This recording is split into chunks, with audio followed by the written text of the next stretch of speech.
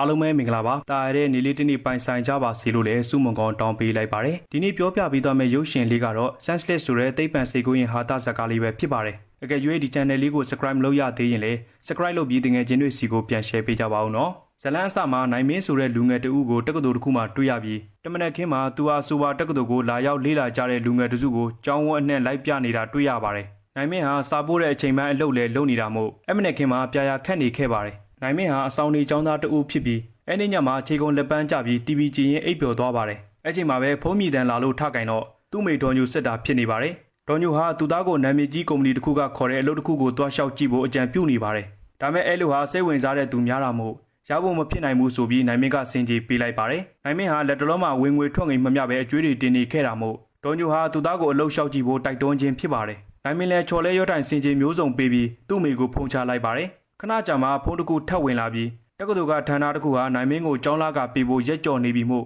လှမ်းအတိပေးခြင်းဖြစ်ပါတယ်နိုင်မင်းလည်းရုတ်တရက်ကြံအိုက်သွားတာမို့အတန်တူးနဲ့စကားပြောပြီးသူဟာနိုင်မင်းမဟုတ်ဘူးလို့တစ်ဖက်လူကိုချင်းထည့်လိုက်ပါတယ်ဒီလိုနဲ့နောက်နေ့မနေ့မှာနိုင်မင်းလည်းနေရာမျိုးစုံကိုဝင်ထွက်သွားလာပြီးပတ်စံရအောင်ကြံပန်မာတော့တယ်ပထမဆုံးသွေးလူပန်းကိုသွားပြီးသွေးရည်အများကြီးဖောက်ထုတ်ပေးလိုက်ပါတယ်အဲ့နောက်တုပ်ပိုးလူပန်းကိုသွားပြီးတုပ်ရည်အများကြီးထွက်အောင်ကြိုးစားလိုက်ရတာမို့ခက်မြော့မြော့ဖြစ်သွားပါတယ်ပြီးမှစပယ်ညက်ဆိုင်တစ်ခုကိုထပ်သွားပြီးရှိစုမတ်စုစပင်းတွေကိုပါရောင်းဖို့ကြံပေမဲ့ဆိုင်ရှင်လူဝကြီးကလက်မခံပဲနှင်လွတ်လိုက်ပါတယ်။အဲညမှာနိုင်မင်းခန်းထဲမှာနားယူနေတော့သူ့ခန်းပေါ်ဖြစ်တဲ့ကျော်စိုးရောက်ရှိလာပြီးဒီလအတွဲအဆောင်ကပေးဖို့ရက်ကြော်နေပြီလို့တတိပေးပါတယ်။ကျော်စိုးဟာသူ့လက်ခုံပေါ်မှာထိုးထားတဲ့ကြက်ချေကက်တံတက်တူးကိုပြပြီးသူဟာမဟုတ်တာဘာမှမလုပ်တော့ပဲစင်စင်ချင်းချင်းနေသွားမယ်လို့ကြွေးကြော်လိုက်ပါတယ်။ကျော်စိုးဟာဦးကြောင်ကြောင်ဝက်စားဝေးလေရှိသူဖြစ်ပြီးအမြဲကြောင်တောင်တောင်ကောက်သီးစကားတွေကိုပြောလေရှိသူလည်းဖြစ်ပါတယ်။နောက်နေ့မှာတော့နိုင်မင်းကစားတော့ဆိုင်တစ်ဆိုင်မှာအချိန်ပိုင်းဝင်လုံနေတာတွေ့ရပါတယ်။အဲ့ချိန်မှာပဲထွန်းမြတ်ဆိုတဲ့စောင့်ကြွားကြလူငယ်တဦးရောက်ရှိလာပြီးထွန်းမြတ်ကသူဟာလည်းနိုင်မင်းရှောက်မဲ့အလုပ်ကိုရှောက်ထားပြီးဖြစ်ပြီးသူဟာနိုင်မင်းတဲ့ရုပ်ရည်နဲ့အရေးချင်းတာမကအစစအရာရာတာလွန်ပြည့်စုံသူမို့နိုင်မင်းတွေအခွင့်အရေးမရှိတော့ဘူးဆိုပြီးစောင်းကုန်းကပြောလာခဲ့ပါတယ်ခဏကြာတော့သူတို့အကြောင်းရဲ့အလှဆုံးမိန်းကလေးတူဖြစ်တဲ့ယူပါဆိုသူရောက်ရှိလာပြီးနိုင်မင်းနားမှာစားတောက်လာယူတော့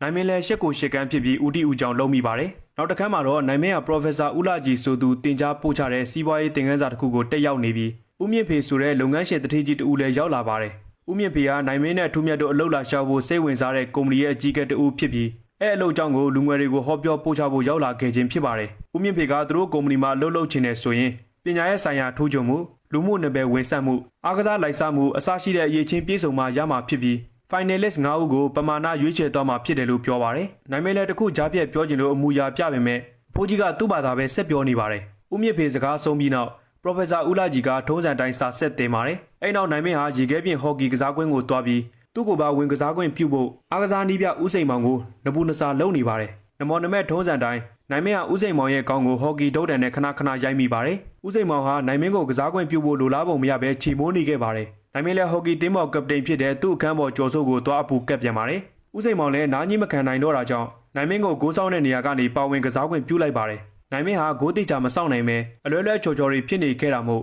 ဦးစိန်မောင်လည်းအတော်လေးစိတ်ပြည့်သွားပုံရပါတယ်။နောက်နေ့လယ်မှာကျော်စိုးကနိုင်မင်းအနာရောက်လာပြီးအကျွေးတွေပြန်ဆက်နိုင်ပါမလားဆိုပြီးလာမေးပါတယ်။နိုင်မင်းလည်းထွေထွေထူးထူးပြောမနေတော့ပဲသူ့ဘာသာသူတန်ရှင်းဆက်လုပ်နေပါတယ်။အဲ့ချိန်မှာပဲလက်ကမ်းစာဆောင်တစ်ခုကိုတွေးလိုက်ရပြီးအဲ့ဒီစာဆောင်မှာတော့ဦးနောက်အာယုံကျော်ဆရာဝန်ကြီးတဦးဟာအခမဲ့ဟောပြောသွားမှာဖြစ်ပြီးအဲ့ဒီပွဲကိုတက်ရောက်မဲ့လူငယ်တွေကိုစုချင်းမြင့်သွားမယ်လို့ရေးထားတာတွေ့ရပါတယ်။ဟောပြောပွဲရောက်သွားတော့ဆရာဝန်မကြီးတဦးဟာလက်တလောစမ်းသက်ဖန်တီးထားတဲ့လူအာယုံ၅ပါးကိုလှုပ်ဆော်ပေးနိုင်မဲ့စေဝါတက်တမျိုးကြောင်းအာဘော်အာရင်တန်နဲ့ရှင်းပြနေပါတယ်။ဆရာဝန်မကြီးဟောပြောနေတော့တဝက်လောက်မှာပဲလူငယ်အများစုဟာဆက်နားထောင်မှုစိတ်မပါတော့ပဲညှင်းငွေ့ပြီးထွက်သွားကြပါတယ်။ဒီလိုနဲ့တဖွဲဖွဲထွက်သွားကြပြီးဟောပြောပွဲလဲပြီးရောအိမ်ငိုက်နေတဲ့နိုင်မင်းပဲကြံခဲ့ပါတယ်။အမှန်တော့သူတို့ဟာအဲ့ဒီစေဝါကိုဦးဆုံးစမ်းသပ်ခံမဲ့လူတို့ကိုလိုရှိနေတာဖြစ်ပြီးနိုင်မင်းဟာရုတ်တရက်တရေနိုးလာပြီးဘူးမသိဘာမသိဦးကြောင်ကြောင်နဲ့ပဲငွေရလူစောကြောင့်စမ်းသပ်ခံပေးဖို့သဘောတူလိုက်ပါတယ်။ဒီလိုနဲ့နိုင်မင်းဟာဒေါက်တာရာဇာဆိုတဲ့ဆရာဝန်တဦးထံကိုစမ်းသပ်ခံဖို့ရောက်ရှိသွားပါတယ်။ဒေါက်တာရာဇာဟာနိုင်မင်းကိုဆေးကြောင်နည်းနည်းပါးပါးရှင်းပြပြီးနောက်မှာတော့အဲ့ဒီဆေးရည်6မီလီလီတာကိုညအိတ်ခါနေတိုင်းတင်မမှထိုးဖို့လိုတယ်လို့မှာကြားပါတယ်။ဆေးစ3ကစားမှာကနာမငြိမ်မူးဝေဩဝါနာတွေဖြစ်နိုင်တယ်လို့လည်းကြိုအသိပေးလိုက်ပါတယ်။အဲ့ညမှာနိုင်မင်းဟာ KZ ဆိုတဲ့တက္ကသိုလ်ကျောင်းသားကလပ်တစ်ခုမှာပါတီသွားတက်ပါတယ်။ပါတီမှာယူဘကိုထပ်တွေ့ပြန်တော့နိုင်မင်းလည်းသူနဲ့ရှောက်လေကြဖို့တောင်းဆိုလိုက်တော့ယူဘလည်းလက်ခံပေးလိုက်ပါတယ်။အဲ့နောက်နိုင်မင်းဟာထုံးမြတ်ကိုချင်းကပ်ပြီးသူ့ကိုကလပ်အသင်းဝင်တအုပ်ဖြစ်လက်ခံပေးဖို့တောင်းဆိုကြည့်ပါတယ်။ထုံးမြတ်ဟာနိုင်မင်းရဲ့ဆန္ဒကိုမလိုက်လျောပေးပဲလူအများရှိမှမျိုးစုံလောင်ပြောင်ပြီးမချီမငန်ဆက်ဆံပြလိုက်ပါတယ်။နိုင်မင်းလည်းစိတ်ပြက်လက်ပြက်ဖြစ်ပြီးအဆောင်ကိုပြန်လှည့်လာခဲ့ပါတယ်။သူ့အခန်းရောက်မှဆေးရဲ့ပထမဆုံး first door ကိုထိုးပြီးအိယာဝင်လိုက်ပါတယ်။နောက်နေ့မနက်မှာတော့စာမေးပွဲတစ်ခုစီစစ်ကျင်းပနေတာတွေ့ရပါတယ်။အများသူကစာမေးပွဲစပြေနေချိန်မှာ နိုင်မင်းဟာမူမမှန်တဲ့အာယုံခံစားမှုဖြစ်ပေါ်လာတာကိုသတိထားမိပါတယ်ပတ်ဝန်းကျင်ကအတံပလန်မျိုးစုံနဲ့ဆူရှာတဲ့အလင်းရောင်ချို့ကြောင့်နိုင်မင်းရဲ့စိတ်ဟာမယိုးမရဖြစ်လာခဲ့ပါတယ်ဒီလိုနဲ့နိုင်မင်းလည်းမခံမရနိုင်ဖြစ်ပြီးပတ်ဝန်းကျင်ကလူတွေကိုတိတ်တိတ်ဆိတ်ဆိတ်နေကြဖို့ပြောပြီးထပွဲချမ်းလိုက်ပါတယ်ပရိုဖက်ဆာဦးလာကြီးကနိုင်မင်းကိုအေးအေးဆေးဆေးနေမှုစူပူကျိမ်းမောင်းလိုက်တော့နိုင်မင်းလည်းဘလို့ဖြစ်မှန်းမသိပဲမျက်နှာတစ်ခုလုံးတွက်ချပါရဖြစ်သလိုကြောဆွဲကုန်ပါတယ်ဒီလိုနဲ့နိုင်မင်းလည်းဒေါက်တာရာဇာစီထပ်သွားပြီးအစမ်းသက်ခံပါတယ်ဒေါက်တာရာဇာကဒါရီယာဆေးရနီတင်စပြချိန်မှာဖြစ်လေဖြစ်တာရှိတဲ့လက္ခဏာတွေမို့အစိုးရမလို့မို့ရှင်းပြပြီးမကြမီမှာဒီလက္ခဏာတွေဖြည်းဖြည်းချင်းအသားကျသွားမှာပါလို့ဖြောင်းပြလိုက်ပါတယ်အဆောင်ပြန်ရောက်တော့နိုင်မင်းကပတ်ဝန်းကျင်ကအာယုန်တွေကိုအဆက်အသွယ်ဖြတ်နိုင်မှုစူးစမ်းနေတာမို့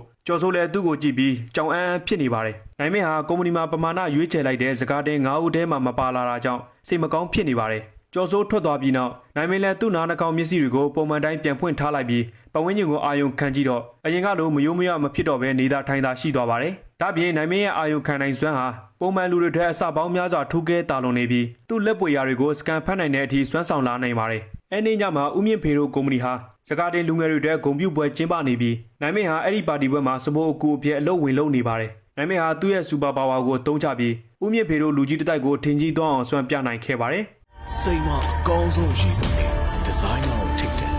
ဝန်ဆောင်မှုမှာအမှန်ကန်ယုံကြည်မှုမှာရှာတတ်တယ်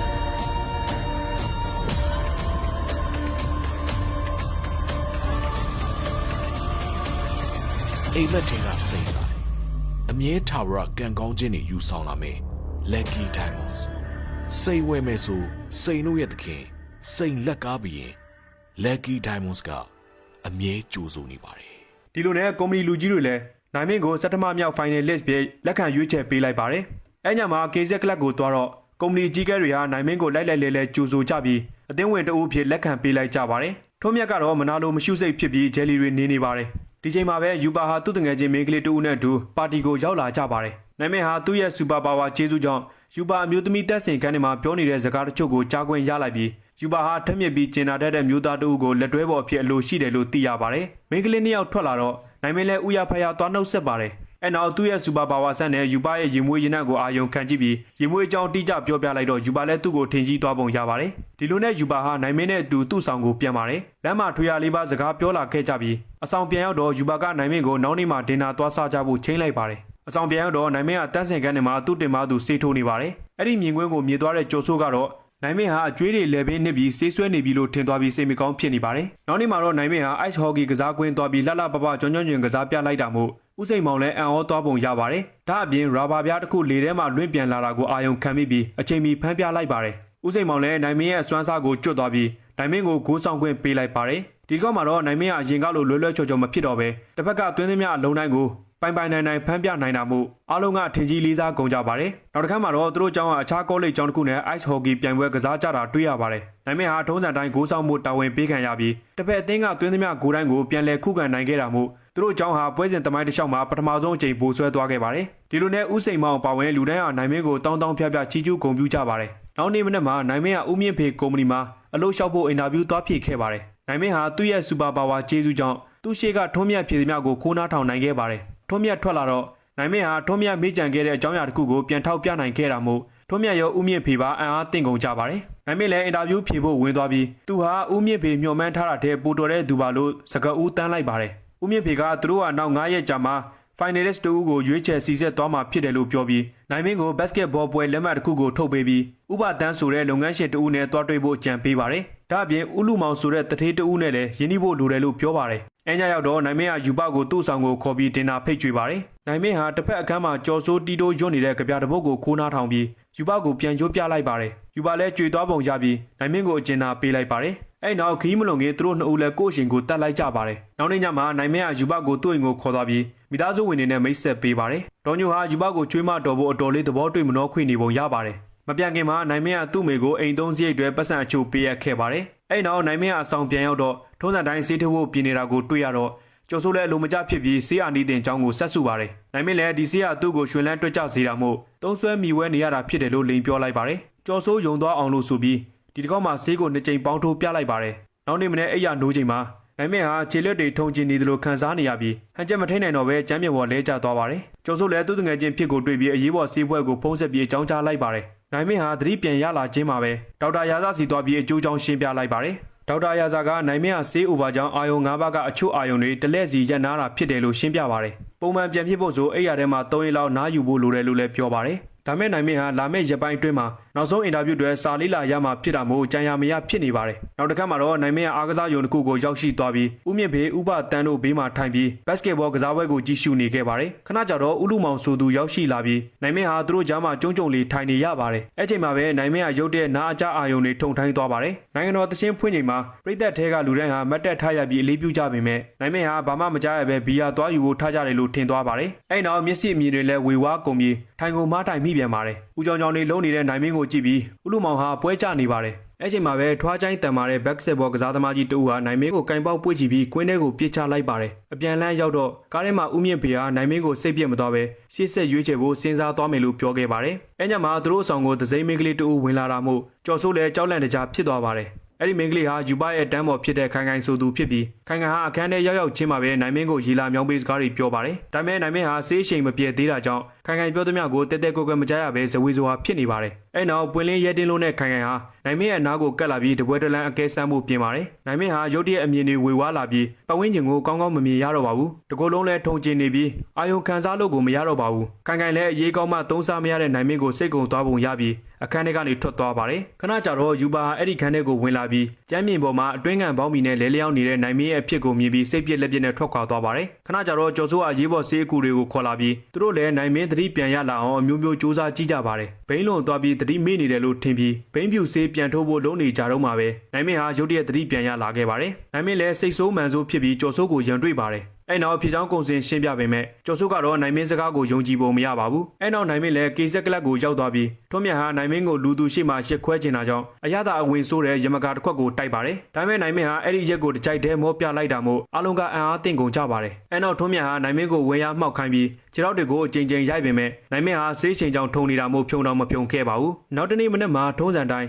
းသူတို့ကြောင့်နဲ့အခြားတက္ကသိုလ်တစ်ခုတို့ ice hockey ရှင်ပြိုင်ကစားကြတော့လူတိုင်းကနိုင်မင်းကိုအာကိုတကြီးမျောလင့်ခဲ့ကြပါတယ်ဒါပေမဲ့နိုင်မင်းဟာတရင်တရိုင်ဖြစ်ပြီးဂိုးကောင်းကောင်းမစောင့်နိုင်ခဲ့တာကြောင့်သူတို့အသင်းဟာမရှိမလှရှုံးနေခဲ့ရပါတယ်အဲ့ဒီညနေမှာနိုင်မင်းလည်းယူပါအိမ်ကိုတောင်းပန်စကားပြောဖို့သွားပေမဲ့အမြင်တွေဝေဝါးနေခဲ့တဲ့ကြောင့်ယူပါရဲ့အဖေကိုယူပါနဲ့မားခေါ်မိပါတယ်ယူပါလည်းနိုင်မင်းကိုအိမ်ရှိခေါ်တော့ပြီးဘာလို့ဦးကြောင်ကြောင်တွေလုံးနေခဲ့တာလဲဆိုပြီးချိန်ပေါင်းပြစ်တင်လိုက်ပါတယ်နိုင်မင်းလည်းသူဟာစေးတမျိုးရဲ့အစွမ်းကြောင့်မူမွန်နေပြုတ်မှုနေခဲ့တာဖြစ်ပြီးသူ့ကိုယုံယုံကြည်ကြည်လက်ခံစောင့်ကြည့်ပေးဖို့ပြောပါတယ်ဒါပေမဲ့ယူပါကနိုင်မင်းစကားကိုယုံကြည်ပုံမရပဲအိမ်ထဲပြန်ဝင်သွားခဲ့ပါတယ်နောက်တစ်ခါမှာတော့နိုင်မင်းနဲ့ကျော်စိုးတို့ဟာဘားတစ်ခုမှထိုင်နေကြပါတယ်နိုင်မင်းကသူ့အင်တာဗျူးကောင်းကောင်းဖြေနိုင်အောင်ကူညီပေးဖို့ကျော်စိုးကိုတောင်းဆိုလိုက်ပါတယ်တစ်ဖက်မှာလည်းထူးမြတ်ရဲ့ဖေဟာသူ့သားအင်တာဗျူးမှာအဆင်ပြေအောင်စီးပွားရေးပညာရှင်တွေကိုကူညီတောင်းထားတာတွေ့ရပါတယ်နိုင်မင်းဟာဆေးအရှင်ကြောင့်ကြောင်းတောင်ရီဝေဝေဖြစ်နေပေမဲ့ကျိတ်မိတ်ပြီးပဲစာလေးလာနေရပါတယ်ထွန်းမြတ်ကတော့သူ့ဖေရဲ့ပံ့ပိုးမှုတွေကြောင့်အထာကျနေပါတယ်final interview သွားဖြေရမယ့်မနက်မှာနိုင်မင်းကတက္ကစီဘော်ကနေဆင်းချင်းမှာပဲအမြင်တွေဝေဝါးကုန်တာမို့အနီးနားကအင်ချေရမယ့်လူကြီးတူကိုကူညီတောင်းလိုက်ပါတယ်ဒါပေမဲ့အဲ့လူကြီးဟာနိုင်မင်းကိုနောက်ဘေးလမ်းကြားတစ်ခုကိုခေါ်သွားပြီးရိုက်နှက်ပြီးအဝတ်စားတွေကိုချုပ်ခိုင်းလိုက်ပါတယ်နိုင်မင်းလည်းနီးစပ်ရစတိုးဆိုင်တစ်ခုကိုအမြန်သွားပြီးဝက်ကောင်းစားလာတွေကိုဖုတ်ပူမွေးတိုက်ပြေးဝယ်လိုက်ရပါတယ်မှန်နဲ့ပြန်ကြည့်လိုက်တော့မှသူဝယ်လိုက်တဲ့အဝတ်စားတွေဟာအင်တာဗျူးတက်မတင်တော့ပဲကိုယုတ်ကာယဖြစ်နေတာကိုသိလိုက်ရပါတယ်ဒီချိန်မှာပဲရုတ်တရက်ရှာတွေထုံကျင်သွားပြီးစီးဆေးရောင်တွေလည်းပေါက်ချလိုက်ပါတယ်ဒီလိုနဲ့နိုင်မင်းလည်းအဲကုမ္ပဏီကိုရောက်သွားပြီးသူနောက်ကျခဲ့ရတဲ့အကြောင်းကိုလူကြီးတွေရောအောင်အမျိုးမျိုးလိန်လိုက်ပါတယ်နိုင်မင်းနဲ့ထူးမြတ်တို့ဟာအကြောင်းအရာတစ်ခုကိုအကျိတ်နဲ့အခြေတင်ငင်းကုန်ဆွေးနွေးကြရပါတယ်နှစ်ယောက်စလုံးဟာလက်ရည်တူဆွေးနွေးနိုင်တာမို့အကဲဖြတ်လူကြီးတွေလည်းရွေးရခက်နေပါတယ်ဒါကြောင့် Professor လှကြီးကသူတို့နှစ်ဦးကိုနောက်ဆုံးချဲလန့်အဖြစ်ခက်ခဲတဲ့ပို့စာတစ်ပုဒ်ကိုစမ်းမေးကြည့်ပါတယ်ထူးမြတ်ဟာအီလယ်လန်နဲ့မဖြေနိုင်ပဲနိုင်မင်းကတော့အများရှိထွက်ပြီးပို့စာကိုအထားကြကြနဲ့ရှင်းပြနိုင်ခဲ့တာမို့ဦးမြင့်ဖေလည်းထင်ကြီးသွားပြီးနိုင်မင်းကိုတရားဝင်အလုပ်ခန့်မယ်လို့ယတိပြတ်ကြေညာလိုက်ပါတယ်ကျေးဇူးတင်မိန်ကွန်းပြောဖို့အလှည့်ကျချိန်မှာနိုင်မင်းဟာအဖြစ်ပြက်မှန်သမျှကိုအိတ်သွန်ဖောင်မောက်ဖွင့်ရဝန်ခံလိုက်ပါတယ်သူဟာပင်ကိုထက်မြက်တဲ့လူငယ်တစ်ယောက်မဟုတ်ပဲထူးဆန်းတဲ့စေတမျိုးရဲ့အစွမ်းအာဏာတင်ကြောင့်သာဒီစင်တီတက်လှမ်းနိုင်ခဲ့တာဖြစ်တယ်လို့ရှင်းပြလိုက်တော့ပြည်သက်အားလုံးလည်းအံ့ဩကုန်ကြပါတယ်ပြည်ချောင်းကုန်စင်သိရပြီးနောက်မှာတော့ဦးမြင့်ဖေဟာနိုင်မင်းကိုစိတ်ပြက်သွားခြင်းမရှိပဲသူ့လက်အောက်မှာဝင်လုပ်ပြီးကြိုးကြိုးစားစားလေးလာတင်ယူဖို့ကမ်းလှမ်းလာခဲ့ပါတယ်နောက်တစ်နေ့ကြာမှာတော့နိုင်မင်းဟာအဆိုပါကုမ္ပဏီကြီးမှာငယ်တန်းပညာရှင်တူဖြစ်လာခဲ့ပြီးယူပါနဲ့လည်းလက်ထပ်ကြဖို့ဒီလမ်းဖြောက်နေခဲ့ပါတယ်ဒါအပြင်မိသားစုအတွက်လည်းအိမ်အသစ်တစ်လုံးကိုစီစဉ်ပေးနိုင်ခဲ့တာတွေ့ရပါတယ်ဇလန်းလေးကတော့ဒါပါပဲအဆုံးထိနားဆင်အားပေးကြတဲ့အတွက်အားလုံးကိုကျေးဇူးတင်ပါတယ်